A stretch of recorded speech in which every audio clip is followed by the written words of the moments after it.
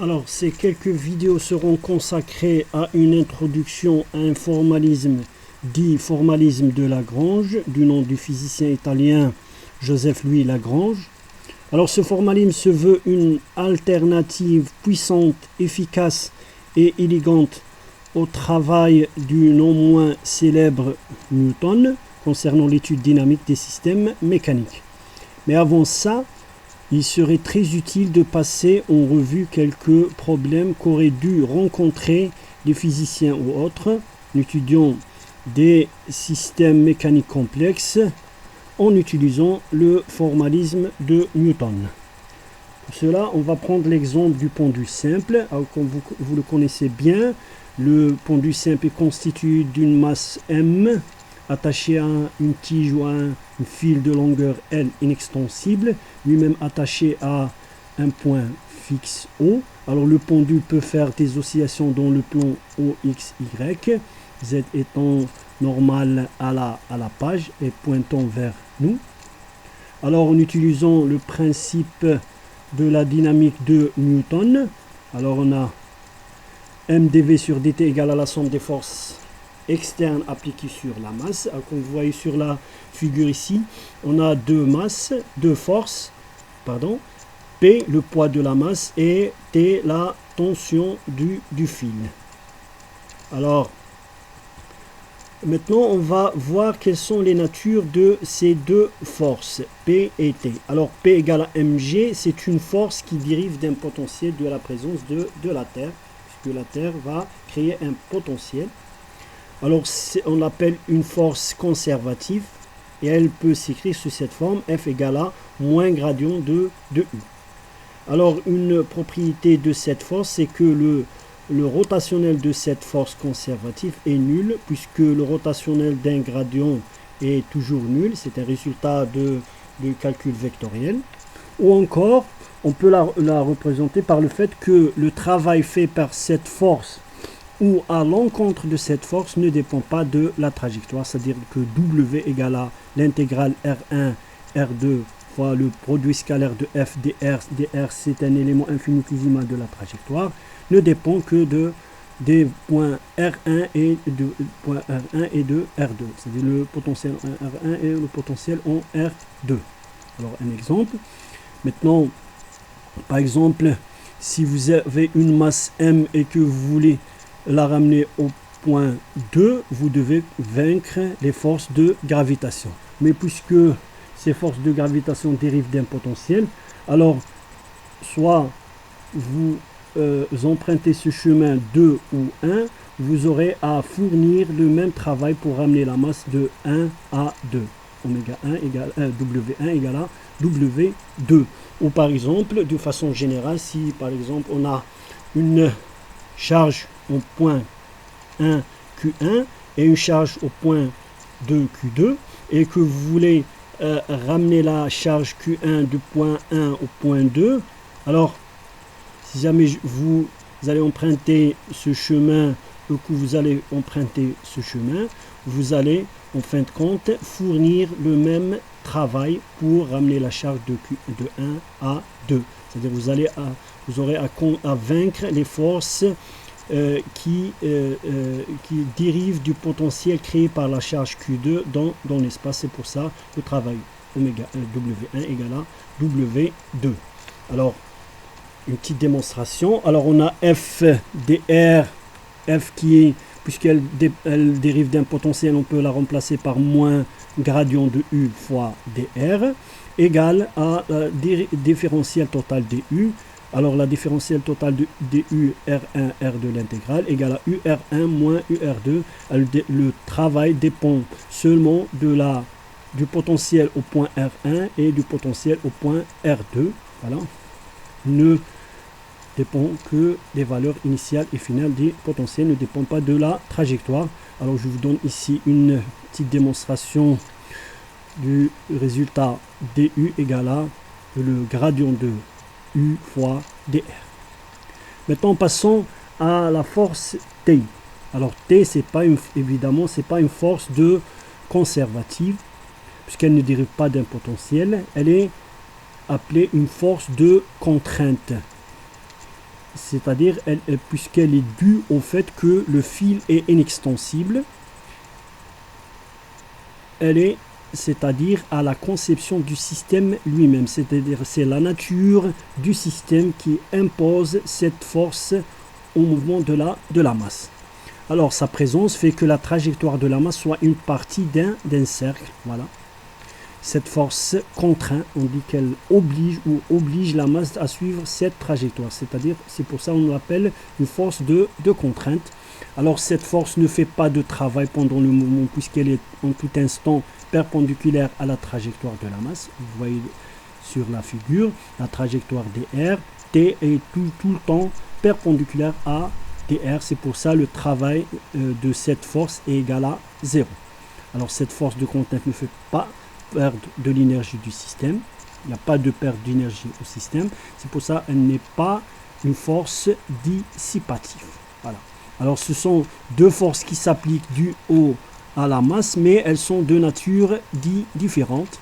Alors quelques types de forces. Alors on vient de voir la force conservative, c'est celle qui dérive d'un potentiel et dépend généralement de la position de la masse. Une force de contrainte qui oblige la masse de suivre une trajectoire ne travaille pas et n'entraîne pas de dissipation, quoiqu'elle n'est pas considérée comme force conservative. Une force de dissipation qui s'oppose au mouvement, c'est-à-dire elle dépend généralement de la vitesse du mouvement, fait perdre de l'énergie au système, c'est pour ça qu'on l'appelle dissipation.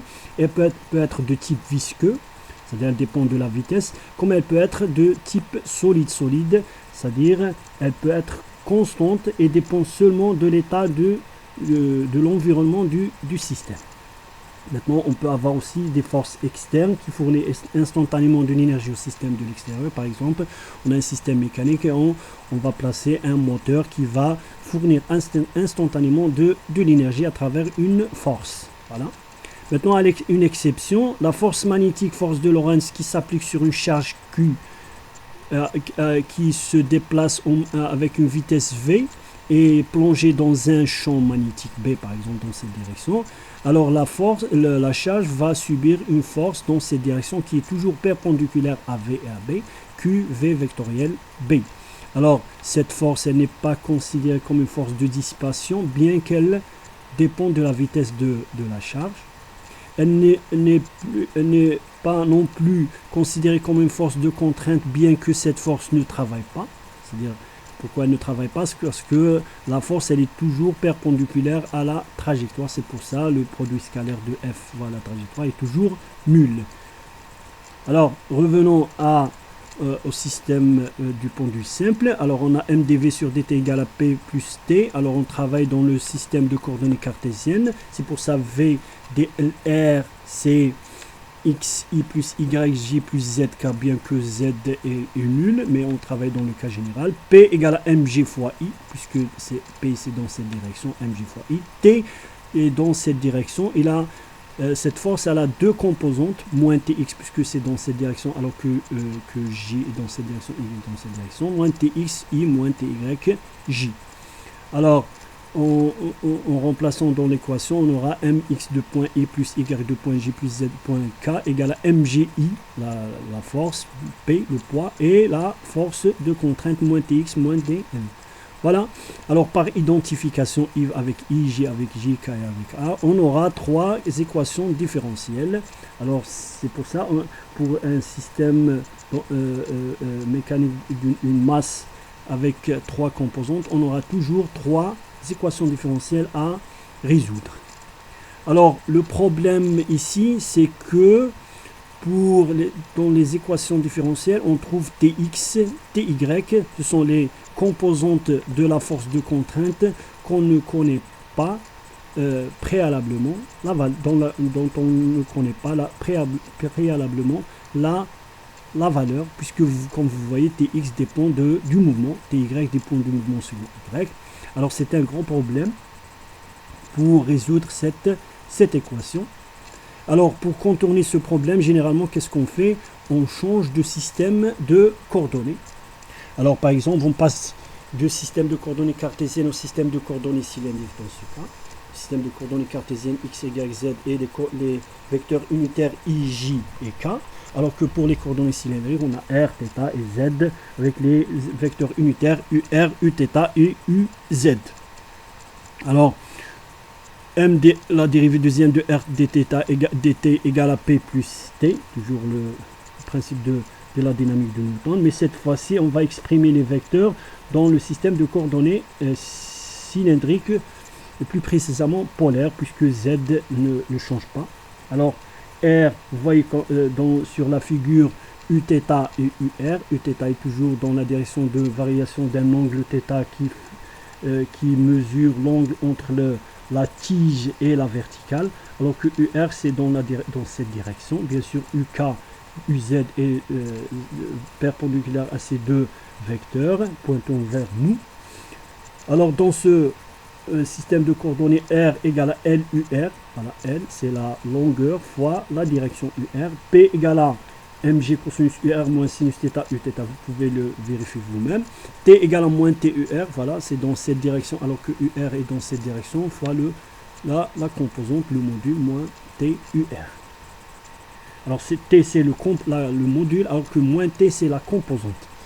Alors, en réécrivant ces expressions dans l'expression ci-dessus, alors on aura ML, la dérivée deuxième de UR par rapport au temps, mg cosinus UR moins sinus θ UR Uθ moins TUR. Alors comme vous avez déjà vu dans une précédente vidéo, la dérivée deuxième du vecteur unitaire UR est égale à la dérivée première de la dérivée de UR par rapport au temps. Bien sûr, la dérivée de UR par rapport au T égale à θ point Uθ. Et en continuant la dérivation, on tombe sur cette expression θ2 point Uθ moins θ point UR. Alors en remplaçant dans l'expression ici, on tombe sur cette expression c'est une équation différentielle vectorielle puisqu'on a les vecteurs. Alors par identification, c'est-à-dire les Uθ avec le Uθ, le UR avec le UR, on tombe sur ces trois équations différentielles. ML θ2 point moins mg sinus θ, ML θ point égale à moins mg cosinus θ plus t, et Z2 point égale à 0.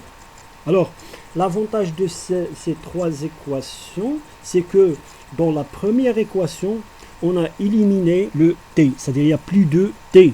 Et cette équation, à elle seule, peut nous donner l'équation différentielle qui représente le mouvement de la masse, puisque en connaissant θ, on peut connaître les autres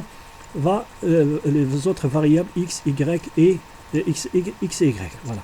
Alors que z point égale à 0 puisqu'il n'y a pas mouvement suivant z. Alors c'est un grand avantage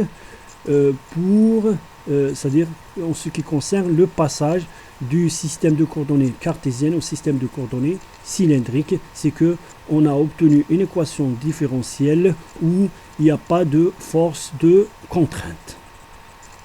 Voilà.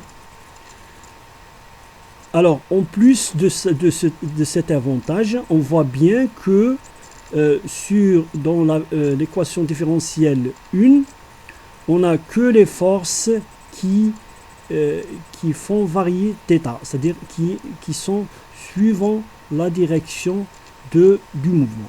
Voilà, c'est pour ça qu'on a écrit moins mg sinus θ comme f θ. On peut l'appeler une force suivant θ qui fait varier la variable θ égale à moins mg sinus θ. Et ça va être très important pour le reste de notre procédure, c'est-à-dire dans le formalisme de Lagrange,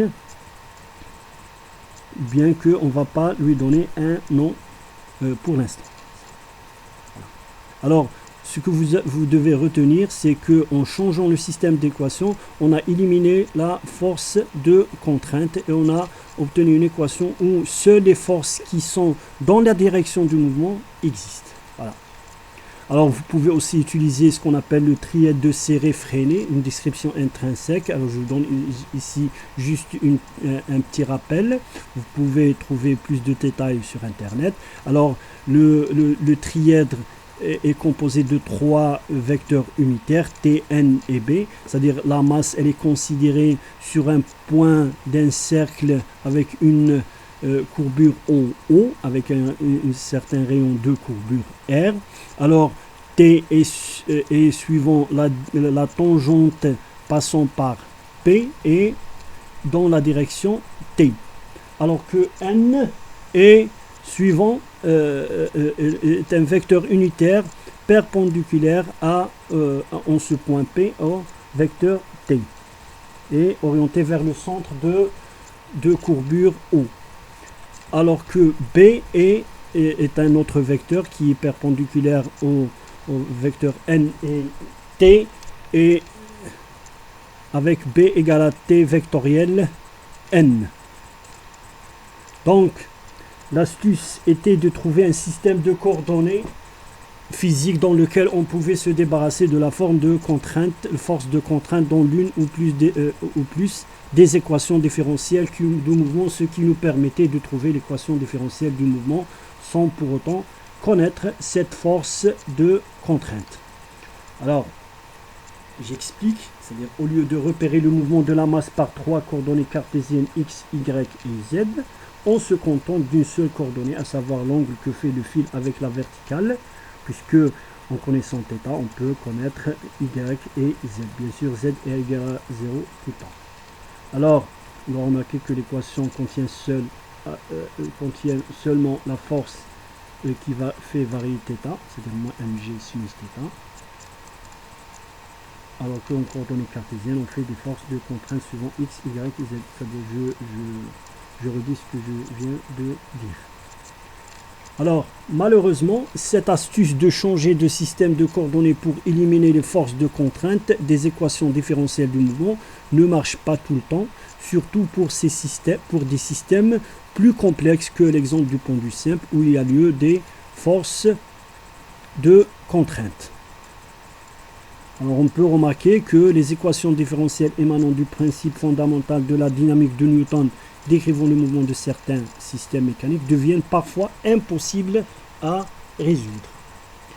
C'est pour ça qu'il est très utile donc de passer à un formalisme plus élégant, plus puissant et plus efficace, construit autour du concept d'énergie.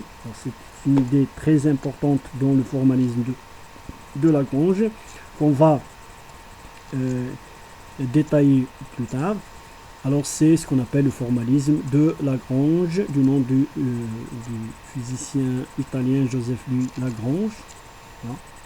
Alors ce formalisme, l'avantage de ce formalisme, c'est qu'il permet de contourner les difficultés du formalisme de Newton en relation avec les notions de force et de vecteur, puisque comme je l'ai déjà dit, il va y avoir, c'est-à-dire on va travailler plutôt avec des énergies, les énergies cinétiques, l'énergie potentielle d'un système au lieu des forces.